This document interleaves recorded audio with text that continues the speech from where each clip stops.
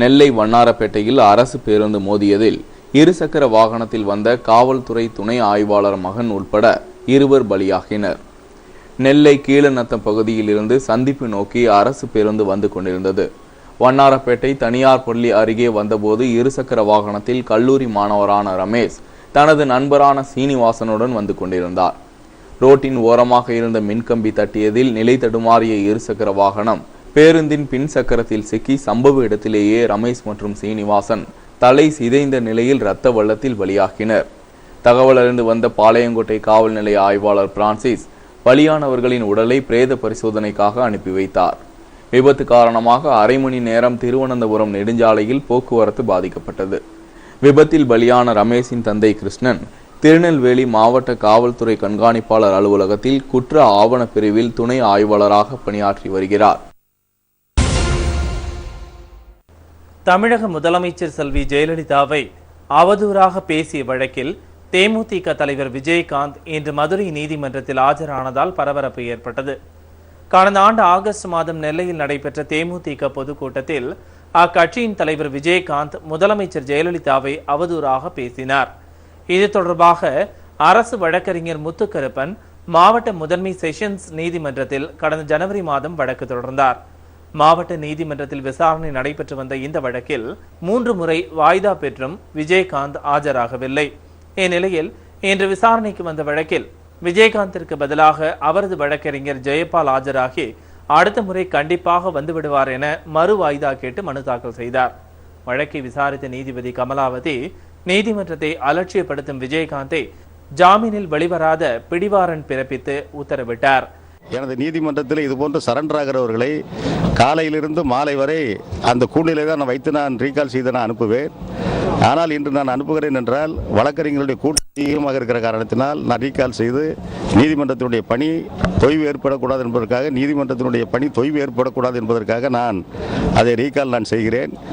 இதுபோன்று நீங்கள் வருங்காலங்களில் நிகழ்வுகள் நடைபெறக்கூடாது என்று எச்சரித்து வாரண்டை ரீகால் செய்து 5/6/2013 தேதியிலிருந்து நீங்கள் ஒழுங்காக நீதிமன்றத்தில் ஆஜராக வேண்டும் என்று எச்சரித்து ரீகால் செய்துள்ளார்கள். இந்நிலையில் மதுரை நீதிமன்றத்தில் உடனடியாக விஜயகாந்த் ஆஜரானார். இதனால் மதுரை நீதிமன்றமே பரபரப்புடன் காணப்பட்டது. இந்துக்கள் மீதான தொடர் தாக்குதல்களை கண்டித்து வருகிற 19ஆம் தேதி 3 மாவட்டங்களில் முழு அடைப்பு போராட்டம் நடத்தப்படும் என இந்து முன்னணி அமைப்பின் மாநில பொதுச் செயலாளர் சுப்பிரமணியம் தெரிவித்தார்.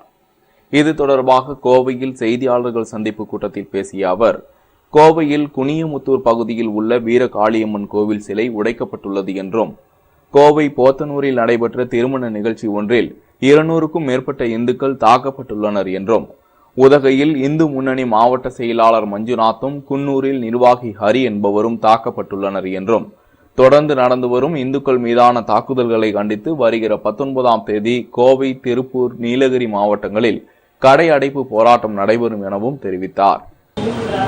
தொடர்ந்து இந்த மாதிரி வன்முறை நடந்து கொண்டிருந்தா கோவையில் தொழில் பாதிப்பு ஏற்படும். அதனால இந்த வன்முறை எதிர்காலத்தில் வராமல் இருக்கணும். இந்த வன்முறைகள் எல்லாம் அரசாங்கம் திட்டமிட்டு இரும்பு கரம் கொண்டு அடுக்கணும். அதை வலியுறுத்துவதற்காக கடையடைப்பு போராட்டமும் வேலைநிறுத்த போராட்டமும் இந்து முன்னணி இயக்கத்தின் சார்பாக நடைபெற உள்ளது. உயர்நீதிமன்றத்தின் உத்தரவையும் மீறி தமிழகத்தில் பல இடங்களில் பெயர் பலகைகளை மட்டும் அகற்றிவிட்டு அரசே மதுபான விற்பனை செய்து வருவதால் பொதுமக்கள் அதிர்ச்சி அடைந்துள்ளனர்.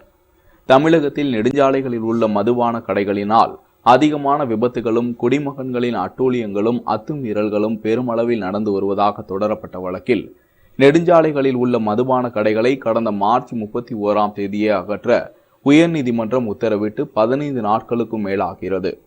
இதற்கு மாறாக கன்னியாகுமரி, திருவனந்தபுரம், நாகர்கோவில், காவல் கிணறு உள்ளிட்ட நெடுஞ்சாலைகளில் பெரும்பாலான இடங்களில் பெயர் பலகைகள் மட்டும் அகற்றப்பட்டு மது விற்பனை நடந்து வருகிறது. இதனால் அப்பகுதி பொதுமக்கள் மிகுந்த கவலை தெரிவித்தனர். முக்கியமா சொல்ல போனா பிராந்தி கடை இந்த எங்க ஊர்லயே அருள்வாமிலே இருக்கக்கூடாது. இந்த பிராந்தினால எங்க பல குடும்பங்கள் கவலையிலும் கண்ணீரிலும் தான் நாங்க இன்னைக்கு நாங்க இது பண்ணிட்டு இருக்கோம். ரோட்ல போக முடியல. ரோட்ல போனா வழியில வரக்கூடிய நேரத்துல தண்ணியை போட்டுட்டு அவாத வார்த்தைகளை பேசுகாவ. அதனால முக்கியமா 6ஆம் நிலை மெயின் ரோட்ல எங்க பிராந்தி கடை எங்களுக்கு பொதுவாக சொல்ல போனா பிராந்தி கடையே வேண்டாம். அதனால இந்த பிராந்தி கடையை இங்க இருந்து வேற எங்கேயாவது நீங்க கொண்டுட்டு போங்க. ஏன்னா எங்களை போல எத்தனையோ பாவப்பட்ட மக்கள் இருக்காவ. பாவப்பட்ட மக்கள் இருக்காவ, வேலை செஞ்சு அந்த பிராந்தி கடையிலே தான் கொடுத்துட்டு வராவ. மேலும் ஆள் நடமாட்டம் இல்லாத பகுதிகளில் இக்கடைகளை அமைக்க அரசு நடவடிக்கை எடுக்க வேண்டும் என்றும் கேட்டுக்கொண்டனர். சிதம்பரம் அருகே வெட்டி கொலை செய்யப்பட்ட குமாஸ்தா உறவினர்கள் மற்றும் விடுதலை சிறுத்தைகள் கட்சியினர் உடலை வாங்க மறுத்து ஆர்ப்பாட்டத்தில் ஈடுபட்டனர். சிதம்பரம் பரங்கிப்பேட்டை அருகே உள்ள அகரம் கிராமத்தை சேர்ந்தவர் ராஜா. இவர் வழக்கறிஞர் ஒருவரிடம் குமாஸ்தாவாக பணியாற்றி வந்த நிலையில் கடந்த 16ஆம் தேதி இவர் கொலை செய்யப்பட்டு அப்பகுதியில் உள்ள காலி இடத்தில் புதைக்கப்பட்டார். காவல்துறையினர் இது குறித்து வழக்கு பதிவு செய்து விசாரணை மேற்கொண்டு வருகின்றனர். நேற்று ராஜாவின் உடலை வாங்க மறுத்து குற்றவாளிகளை கைது செய்தால்தான் உடலை வாங்குவோம் என்று உறவினர்கள் மற்றும் விடுதலை சிறுத்தைகள் கட்சியினர் ஆர்ப்பாட்டத்தில் ஈடுபட்டனர். பின்னர் மாவட்ட ஆட்சியர் சுப்பிரமணியன் நடத்திய பேச்சுவார்த்தைக்கு பிறகு ராஜாவின் உடலை பெற்றுச் சென்றனர். கன்னியாகுமரியில் நடைபெற்ற கூட்டுறவு சங்க தேர்தல் முறைகேட்டால் வங்கியின் வைப்புதாரர்கள் அவர்களுடைய தொகையை திரும்ப பெற்று செல்வதால் பரபரப்பு ஏற்பட்டுள்ளது. கன்னியாகுமரி ஆரல்வாய்மொழி தொடக்க வேளாண் கூட்டுறவு சங்கத்தின் தேர்தல் நடைபெற்று வரும் நிலையில் 11 உறுப்பினர்கள் தேர்வு செய்ய 25 பேர் விண்ணப்பித்தனர். இதில் 10 மனுக்கள் தள்ளுபடி செய்யப்பட்டது. 3 பேர் வாபஸ் பெறப்பட்டு 12 பேர் போட்டியில் உள்ள நிலையில் நாகலட்சுமி என்ற பெண் வேட்பாளர் பெயரை வாபஸ் பெறாமலேயே நீக்கிவிட்டு 11 பேர்களை வெற்றி பெற்றதாக அறிவித்ததால் தேர்தல் அதிகாரி மற்றும் வங்கி அதிகாரிகளின் பாரபட்ச நடவடிக்கைகளை கண்டித்து அவர்கள் மீது நடவடிக்கை எடுக்க கோரி வங்கியில் வைப்பு தொகை வைத்திருக்கும் பொதுமக்கள் தங்களின் தொகைகளை திரும்ப பெற்றுச் செல்கின்றனர். தொடக்க வேளாண்மை கூட்டுறவு வங்கியில் இப்போ தேர்தல் நடக்குன்னு சொல்லிட்டு அங்கே வேட்புமனு 15ஆம் தேதி தாக்கல் பண்ணேன். நாங்கள் ஒரு 4 பேர் சேர்ந்து சுயேட்சையாக வேட்புமனு தாக்கல் பண்ணியிருந்தோம். ஆனால் கூட உள்ள 3 பேர் வேட்புமனுவே தள்ளுபடி பண்ணிட்டாங்க. எனக்குள்ளது மட்டும் தகுதி பட்டியலில் வந்து 15ஆம் தேதி சாயங்காலம் ஒரு 6 மணி இருக்கும் தகுதி பட்டியல் வெளியிட்டாங்க. அதில் என் பேர் வந்து மகளிர் பிரிவில் வந்து 2வது வரிசையில் இருந்துச்சு. ஆனால் அடுத்த நாள் வேட்புமனு நான் வாபஸ் வாங்க போகாமலேயே என்னுடைய வேட்புமனு வந்து தள்ளுபடி பண்ணி பெயர் நீக்கம் செஞ்சு திரும்ப இறுதி பட்டியல் வெளியிட்ட போது என் பெயர் அதில் இல்லை. சிவன் அடியார்கள் மீது தாக்குதல் நடத்திய கள்ளக்குடி காவல்துறை துணை ஆய்வாளர் ராமச்சந்திரன் மீது நடவடிக்கை எடுக்க கோரி கடலூரில் போராட்டம் நடைபெற்றது. கடந்த 7ஆம் தேதி டால்மியா சிமெண்ட் ஆலையில் உள்ள சிவன் கோவிலில் இசைக்கருவிகள் வாசித்துக் கொண்டிருந்த போது அங்கு வந்த கள்ளக்குடி காவல் நிலைய சிறப்பு துணை ஆய்வாளர் ராமச்சந்திரன் சிவன் அடியார்களுடன் வாக்குவாதத்தில் ஈடுபட்டு தாக்குதல் நடத்தியதாக கூறப்படுகிறது. இதனை கண்டித்து கடலூரில் மாவட்ட ஆட்சியர் அலுவலகம் முன்பு 100க்கும் மேற்பட்ட சிவன் அடியார்கள் இசை வாத்தியங்களுடன் வந்து அறப்போராட்டத்தில் ஈடுபட்டனர். மேலும் துணை ஆய்வாளர் ராமச்சந்திரன் மீது மாவட்ட ஆட்சியர் நடவடிக்கை எடுக்க வேண்டும் எனவும் கேட்டுக்கொண்டனர். இந்த போராட்டத்திற்கு அகிம்சை முறையில் ஆதரவு கிடைக்கும் என்பதில் நாங்கள் திண்ணமாக நம்புகின்றோம். இந்த போராட்டத்திற்கு உண்டான போர்க்கொடியை நாங்கள் நந்தி கொடியாக கட்டியுள்ளோம். எங்களை வாத்தியத்தை வாசிப்பதற்கு நீங்கள் எந்த விதத்திலும் தடை செய்யக்கூடாது. எந்த ஆலயங்கள் சென்று சிவகான போதனா இசைக்குழு இசைத்தால் தடை இல்லாமல் தன்மையராக எங்களுக்கு பாதுகாப்பு தர வேண்டும். திண்டுக்கல்லை சேர்ந்த 7ஆம் வகுப்பு மாணவி மாநில அளவில் நடைபெற்ற பொது அறிவு போட்டியில் முதல் பரிசை தட்டிச் சென்றார். திண்டுக்கல்லில் உள்ள தனியார் பள்ளியில் பயிலும் 7ஆம் வகுப்பு மாணவி தயாஸ்ரீ மாவட்ட அளவிலான அறிவுத்திறன் போட்டியில் நடைபெற்ற அனைத்து சுற்றுகளிலும் வெற்றி பெற்று முதல் பரிசை தட்டிச் சென்றுள்ளார். கடந்த 22, 23ஆம் தேதிகளில் இந்திய அளவில் சென்னையில் நடைபெற்ற இளையோருக்கான அனைத்து சுற்றுகளிலும் கலந்து கொண்டு இந்திய அளவில் 1 லட்சம் மாணவ மாணவிகளை பின்னே தள்ளி முதலிடத்தை பெற்றுள்ளார். Sunfeast milky magic all-rounder competition அப்படின்னு சொல்லிட்டு ஒரு காம்படிஷன் ஹெல்ப் பண்ணாங்க. அந்த காம்படிஷன் வந்து 2 லெவலில் நடந்தது. சிட்டி லெவல் அப்புறம் ஸ்டேட் லெவலில் நடந்தது. சிட்டி லெவலில் வந்து ஒரு 5000 ஸ்டூடெண்ட்ஸ் பார்ட்டிசிபேட் பண்ணோம். அதில் வந்து நான் ஃபர்ஸ்ட் ப்ரைஸ் வாங்கி ஒரு லேப்டாப் நான் வின் பண்ணேன். அதுக்கப்புறம் அப்படியே வந்து ஸ்டேட் லெவல் கொண்டு போனாங்க. அதை ஃபர்ஸ்ட் ப்ரைஸ் எடுத்தவங்க ஃபுல்லாக தமிழ்நாட்டிலேருந்து 1.5 லட்சம் ஸ்டூடெண்ட்ஸ் செலக்ட் ஆனோம். அதில் பெஸ்ட் 20 ஸ்டூடெண்ட்ஸை வந்து ஸ்டேட் லெவலுக்கு கொண்டு போனாங்க. ஸ்டேட் லெவலில் வந்து நான் ஜூனியர் கேட்டகரியில் ஃபர்ஸ்ட் ப்ரைஸ் வாங்கி 80,000 rupees கேஷ் ப்ரைஸும் சச்சின் சாரோட வந்து ஒரு லஞ்ச் சாப்பிட்றதுக்கும் அப்புறம் வந்து யூகேவோட ஒரு பேரண்டோட எஜுகேஷனல் டூர் 7 days போகிறதுக்காகவும் நான் வின் பண்ணேன். 100 வருடம் பழமை வாய்ந்த மரங்கள் கடலூர் மாவட்ட ஆட்சியர் உத்தரவால் வெட்டப்பட்டது. கடலூர் மாவட்டத்தில் கடந்த 2011ஆம் ஆண்டு ஏற்பட்ட தானே புயலின் கோர தாண்டவத்தால் கடலூர் மாவட்டத்தில் உள்ள அனைத்து மரங்களும் சாய்ந்து முறிந்து முற்றிலுமாக மரங்கள் அழிந்த நிலையில் தமிழக அரசு மரக்கன்று நடும் திட்டம் செயல்படுத்தப்பட்டு வருகிறது. இந்த நிலையில் நேற்று மாவட்ட ஆட்சியர் முகாம் அலுவலகம் மற்றும் அரசு அலுவலக சங்க கூடத்திற்கு மின் இணைப்பு பணிக்காக 100 வருடங்களுக்கு மேல் பழமை வாய்ந்த பெரிய மரங்கள் வெட்டப்பட்டதை கண்டு சமூக ஆர்வலர்கள் தடுத்து நிறுத்தினர். இயற்கை வளங்களை பாதுகாக்க வேண்டிய அரசு அதிகாரிகளே தங்கள் தேவைகளுக்காக பழமையான மரங்களை வெட்டுவது சமூக ஆர்வலர்களிடையே அதிர்ச்சியை உண்டாக்கியுள்ளது. அரசும் மாவட்ட நிர்வாகம் ஒரு பக்கம் அதிகம் மரம் வளருங்கன்னு இலவச மரக்கன்று கொடுக்குறாங்க, இன்னொரு பக்கம் தேவையில்லாத பயன்பாட்டுக்கு இந்த மரத்தை வெட்டுறாங்க. இந்த மரத்தை வெட்டுறதுக்கு அனுமதி அளித்த கோட்டாட்சி தலைவரும் இதை பரிந்துரை செய்த பொதுப்பணித்துறை அதிகாரி மீது கடுமையா நடவடிக்கை எடுக்கணும். மேற்கொண்டு இந்த மரங்களை வெட்டாம பாதுகாக்கவும் மாவட்ட நிர்வாகமும் தமிழக அரசும் நடவடிக்கை எடுக்கணும். என் மருமகளுக்கு வீட்லயே பிரசவம் பார்க்கலான்னு நினைச்சேன், ஆனா எக்கு தப்பா ஆயிடுச்சு. அப்புறம் பக்கத்துல இருக்கிறவங்க எல்லாம் சொன்னாங்க, சீமாக்குன்னு சொல்ற 24 மணி நேரம் அவசர தாய் சேய் நல மையம் இருக்குன்னு சொல்லி. சரி, அங்க கூட்டிட்டு போலான்னா வண்டிக்கு என்ன பண்றதுன்னு தவிச்சு நின்னு. அப்புறம் அவங்களே 108க்கு போன் பண்ணாங்க. சட்டுன்னு ஆம்புலன்ஸ் வந்தது, சீமாக்கு கூட்டிட்டு போயிட்டாங்க.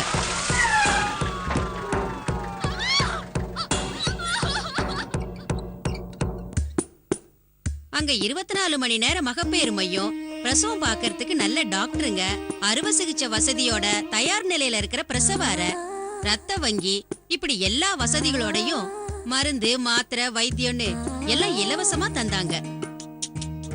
சுகப்பிரசவம் ஆகி இப்ப என் மருமகளும் பேர புள்ளையும் ரொம்ப சுகமா ஆரோக்கியமா இருக்காங்க. சீமான், இது 24 மணி நேர அவசர கால தாய் சேய் நல மையம். இங்கு மகப்பேறு சிறப்பு மருத்துவர்கள், பிரசவ கால கவனிப்பு, பிரசவ அறை, தயார் நிலையில் அறுவை சிகிச்சை வசதி, ரத்த வங்கி, மருந்து ஆலோசனை முற்றிலும் இலவசம். குறிப்பிட்ட அரசு மருத்துவமனைகளிலும் மற்றும் அரசு மருத்துவக் கல்லூரி மருத்துவமனைகளிலும் சீமான் உள்ளது. தமிழகத்தின் தரமான பால் தமிழ் பால். கறந்த பாலின் மனம் சுவை மாறாமல் அன்றைய பால் அன்றைய தினமே. இதுவோர் GK டைரியின் தரமான தயாரிப்பு.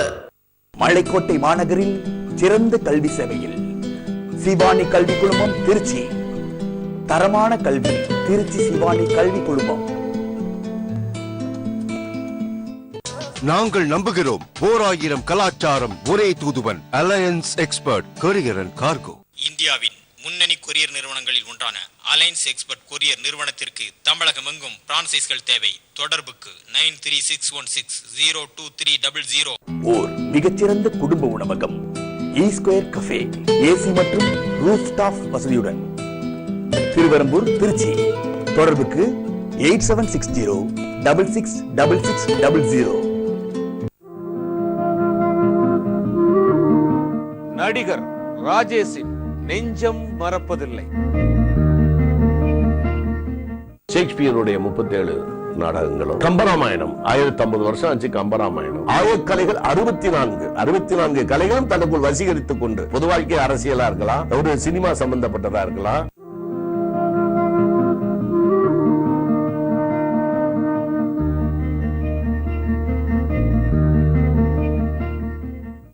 $2985 ஆசிரியர் பணியிடங்கள், 19,000 ஆசிரியர்கள் பணி நியமனம்.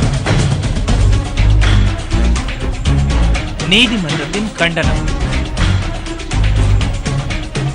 3 நாட்களில் நடந்த கலந்தாய்வு, 6.5 லட்சம் ஆசிரியர்களின் நிலை. வெளிவராத உண்மைகள். இந்த வார வெளிச்சம் காண தவறாதீர்கள்.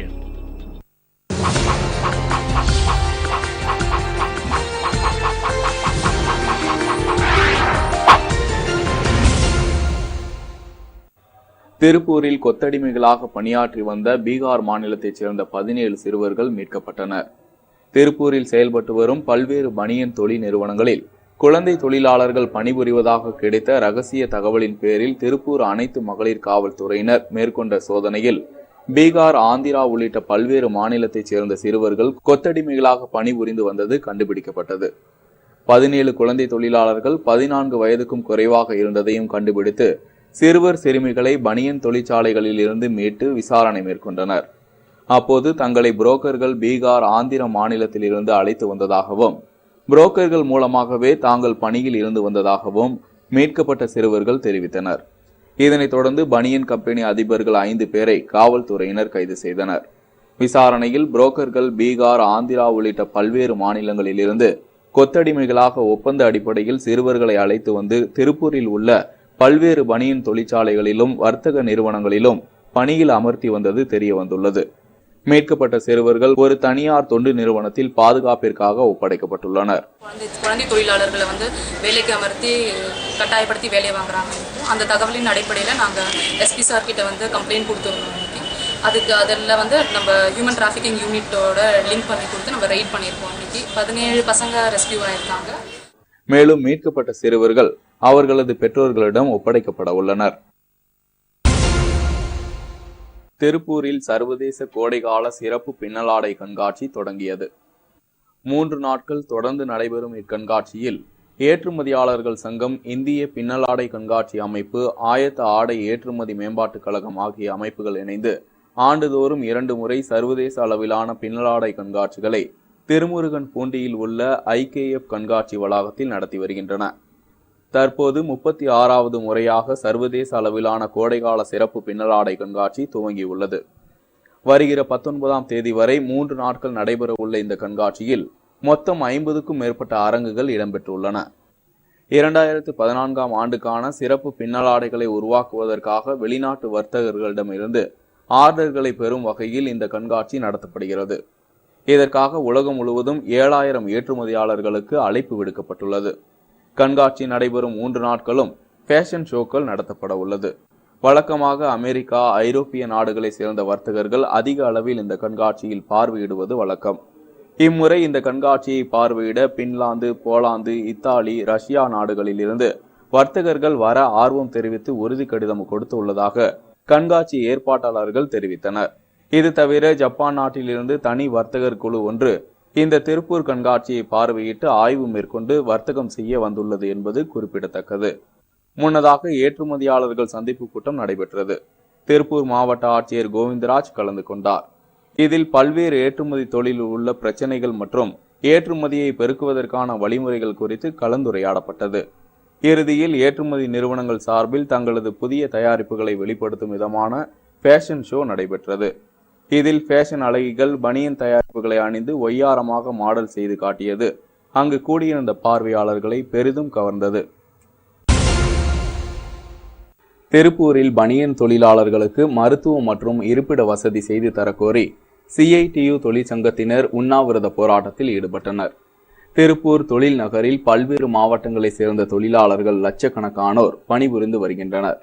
அவர்கள் வாங்கும் ஊதியம் வீட்டு வாடகைக்கே பற்றாக்குறையாக இருந்து வருவதால் மாநில அரசு தலையிட்டு பிற நகரங்களில் தொழிலாளர்களுக்கு அடுக்குமாடி குடியிருப்புகள் கட்டி தந்திருப்பதைப் போல திருப்பூரிலும் கட்டி கொடுப்பதுடன் குறைந்த வாடகையில் தொழிலாளர்களுக்கு வழங்கிட வேண்டும் என்றும், தொழிலாளர்கள் நலன் கருதி போதிய வசதிகளுடன் ESI மருத்துவமனையும் அமைத்து தர தமிழக அரசு முன்வர வேண்டும் என வலியுறுத்தி நடைபெற்ற இந்த உண்ணாவிரத போராட்டத்தில் 100க்கும் மேற்பட்ட பனியன் தொழிலாளர்கள் கலந்து கொண்டனர்.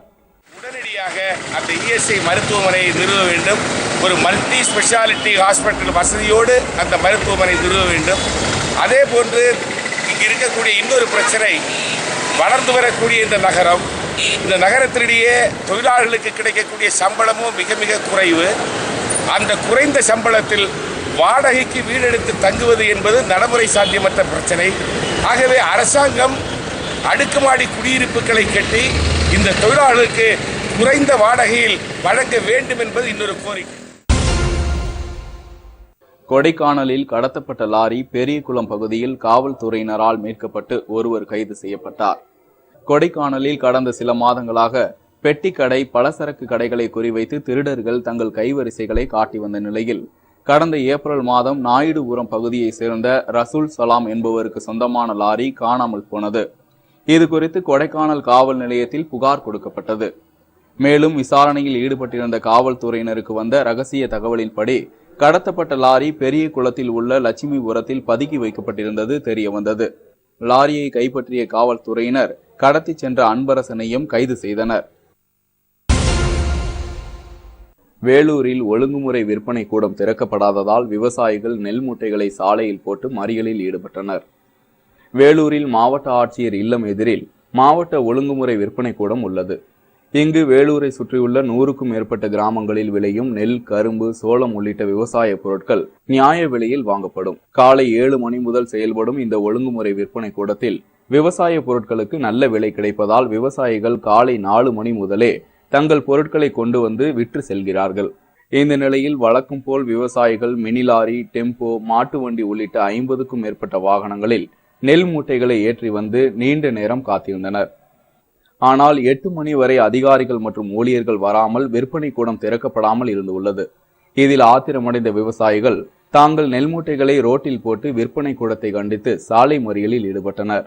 தகவல் அறிந்த அதிகாரிகள் மற்றும் காவல்துறையினர் வந்து விவசாயிகளுடன் நடந்த பேச்சுவார்த்தையால் சுமார் 45 நிமிடங்கள் நடந்த சாலை மறியல் கைவிடப்பட்டது.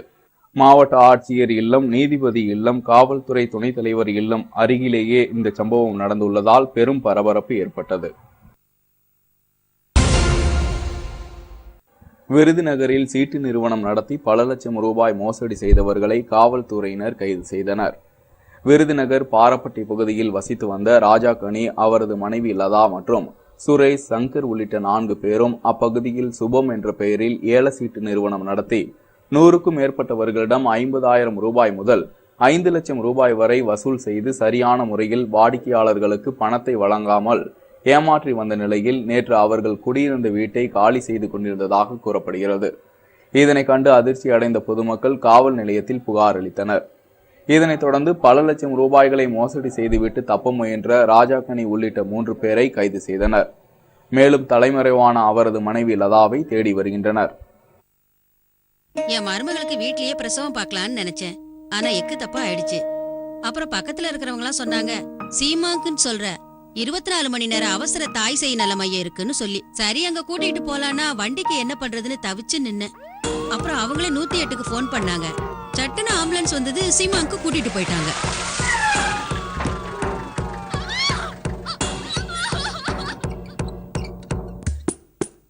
அங்க 24 மணி நேர மகப்பேறு மையம், பிரசவம் பாக்கிறதுக்கு நல்ல டாக்டருங்க, அறுவை சிகிச்சை வசதியோட தயார் நிலையில இருக்கிற பிரசவ அறை, ரத்த வங்கி, இப்படி எல்லா வசதிகளோடையும் மருந்து, மாத்திரை, வைத்தியம்னு எல்லாம் இலவசமா தந்தாங்க. சுகப்பிரசவம் ஆகி இப்ப என் மருமகளும் பேர புள்ளையும் ரொம்ப சுகமா ஆரோக்கியமா இருக்காங்க. சீமான், இது 24 மணி நேர அவசர கால தாய் சேய் நல மையம். இங்கு மகப்பேறு சிறப்பு மருத்துவர்கள், பிரசவ கால கவனிப்பு, பிரசவ அறை, தயார் நிலையில் அறுவை சிகிச்சை வசதி, ரத்த வங்கி, மருந்து, ஆலோசனை முற்றிலும் இலவசம். குறிப்பிட்ட அரசு மருத்துவமனைகளிலும் மற்றும் அரசு மருத்துவக் கல்லூரி மருத்துவமனைகளிலும் சீமான் உள்ளது. மனிதநேய தொண்டில் மகத்தான கல்வி சேவையில் சேவை சாந்தி மெட்ரிகுலேஷன் மேல்நிலைப் பள்ளி திருச்சி.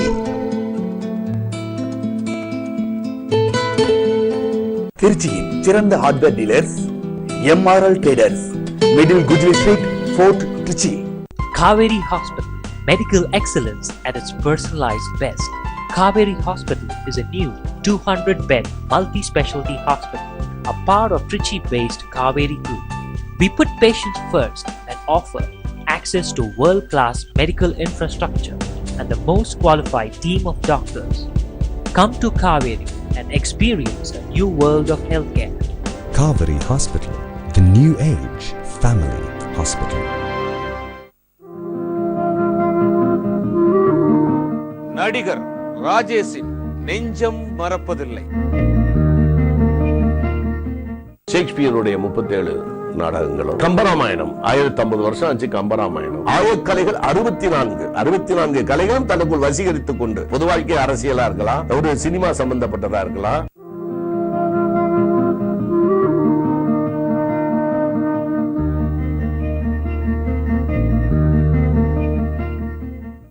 $2,985 ஆசிரியர் பணியிடங்கள், 19,000 ஆசிரியர்கள் பணி நியமனம்.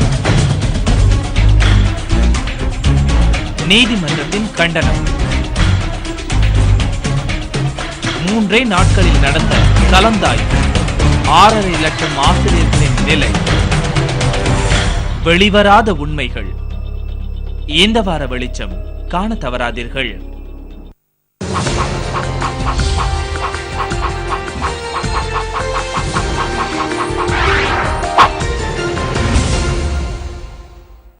விருதுநகர் மாவட்டம் வேம்புக்கோட்டை கிராம மக்கள் தங்களுக்கு குடிநீர் உள்ளிட்ட அடிப்படை வசதிகள் கேட்டு மாவட்ட ஆட்சியர் அலுவலகத்தை முற்றுகையிட்டனர்.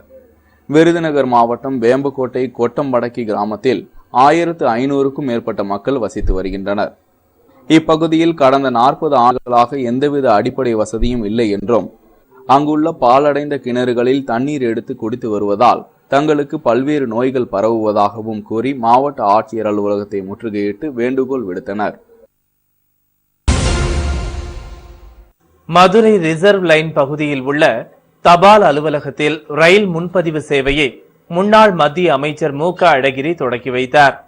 இந்திய அஞ்சல் பயணிகள் முன்பதிவு சேவை மையம் என்பது ரயில்வே துறையின் மைய கணினி மூலமாக ரயில்வே பயணச்சீட்டு பதிவு செய்து கொள்வது மற்றும் அதை ரத்து செய்து கொள்வது போன்ற வசதிகளை அளிக்கிறது. மதுரை ரிசர்வ் லைன் விரிவாக்கப்பட்ட பகுதியில் தபால் நிலையத்தில் அமைக்கப்பட்ட இந்த சேவையை முன்னாள் மத்திய அமைச்சர் மு.க. அழகிரி தொடக்கி வைத்தார்.